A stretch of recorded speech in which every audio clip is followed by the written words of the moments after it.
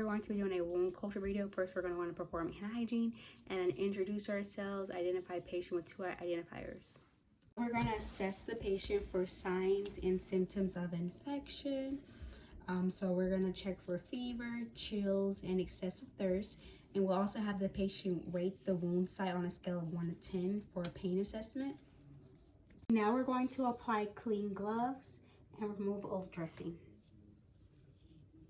From there, we're going to assess the bandage for drainage, and then we're going to fold it together and discard it in the waste. Now we're going to remove sterile gloves.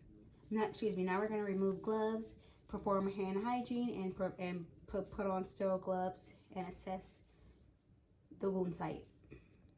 Now we're going to assess. We want to look for swelling and separation at the edge and drainage and inflammation of the wound. We're just going to assess it and look for all those. Now we're going to cleanse the area around the wound with a swab, with an antiseptic swab, and wipe away old exudate.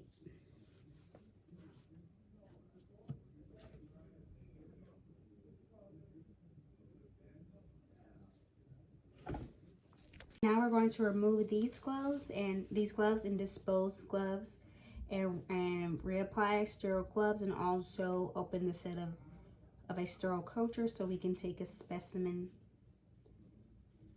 for the wound. Now we're going to take a culture swab. Now we're going to take a culture swab and stick it inside the area of the wound that has drainage, and we're just going to rotate it. And now we're going to stick it back side in here, and we got our specimen. Now we're going to date and sign it and make sure it's in front of the patient. From there, we're going to go ahead and put it in a biohazard bag and go ahead and send it off to the specimen lab. From there, we're going to take off our gloves and perform hand hygiene. We're going to provide a clean gauze over the wound.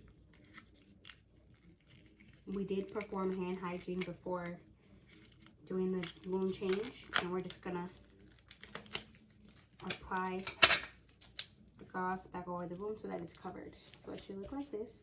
And now we're going to remove our gloves and perform hand hygiene. And this is covered.